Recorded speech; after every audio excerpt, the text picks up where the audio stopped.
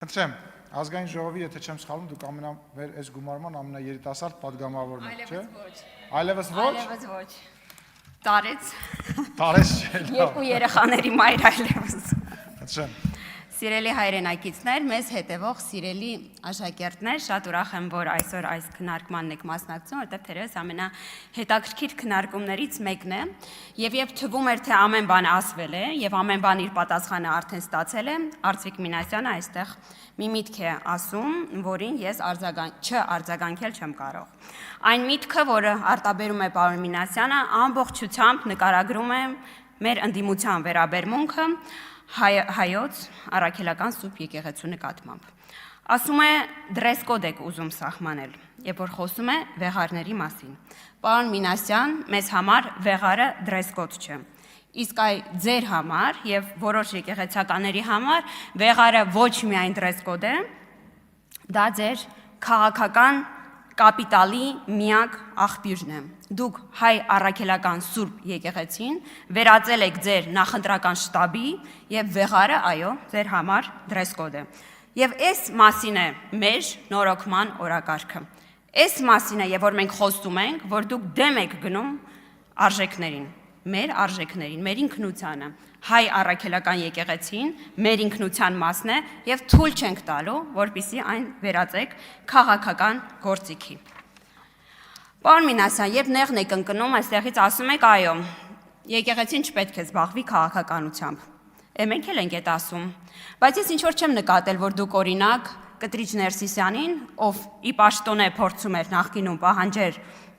վարչապետի հրաժարականը, ինչ որ արձագանք տայք։ Ես չեմ էլ հիշում, որ երբ որ ընտրություններից հետո, ժողովրդավար ընտրություններից հետո, եւ որ դուք իդեպ այստեղ հայտնվեցիք, եւ Կտրիչ Ներսիսյանը հայտարարեց, որ իր պահանջը վարչապետի հրաժարականի անժամկետ է, խոսեիք սահմանադրականության խնդիրների մասին։ Չէ, նման բան չեմ հիշում, բայց ուրախ եմ, որ այսօր այստեղ հայտարարեցիք, որ եկեղեցին այո չպետք է զբաղվի քաղաքականությամբ։ Բայց մյուս կողմից էլ ասում եք Տիկին Կարապետյանին իդեպ փորձելով իր գրագիտությունը հարցականի տակ դնել, մի բան ինչը ես երբեք թույլ չէի տա ինձ անել, ասում եք, որ դե կրոնական կազմակերպությունների մասին օրենքով եկեղեցականները կարող են զբաղվել քաղաքական գործունեությամբ։ Հակոբ Մովսեսն էլ կարող է ձեր այս տրամաբանությամբ որպես ՌՀ անդամ այստեղ խնդիր չեք տեսնում։ Էս է, սիրելի քաղաքացիներ, դաշնակցության ողջ երեսպաշտությունը։ Ասում եք, կարծեմ սա էլ պարոն Ռուստամյանն ասեց, պարոն Ռուբինյանի պես ես պարոն Ռուստամյանի շատ հարգում եմ, ինքն էլ գիտե այդ մասին, բայց երբ որ խոսում էր դաշնակցության մասին, ասում էր ինչպես կարող եք ուրանալ մեր կուսակցությանով անկախության համար այսքան պայքար է տվել։ Այդ ձեր տրամաբանությամբ դուք էլ ՀՀՇ-ին եք ուրացել, երբ իր դեմ սկսել եք կռիվ տալ։ Այստեղ էլ խնդիր չեք տեսնում, ես տեսնում եմ։ Սա է ձեր կրկին երեսպաշտության հերթական դրսևորումը։ Խոսում եք ազատությունից, Միքայել Աճապահյանի վառ աջակիցն եք դարել։ Միքայել Աճապահյանի հարցազրույցն ուր է Երկիր մեդիայով, չկա, չէ՞։ Դե ինչ ակնկալեմ, Միքայել Աճապահյանին ասում եք քաղբանտարկյալ, ընդունելով փաստորեն, որ զբաղվում է քաղաքական գործունեությամբ։ Տիկին Գալստյանը այստեղ ելույթ ունենալիս հակադարձում է պարոն Եղոյանին, ասելով ինչի գերմաներենով չես կարդում, Նիցշե։ Պարոն Եղոյան, իսկապես ինչի չեք կարդում գերմաներենով։ Բայց օրինակ, որ պարոն Եղոյանը մեղադրում է ձեզ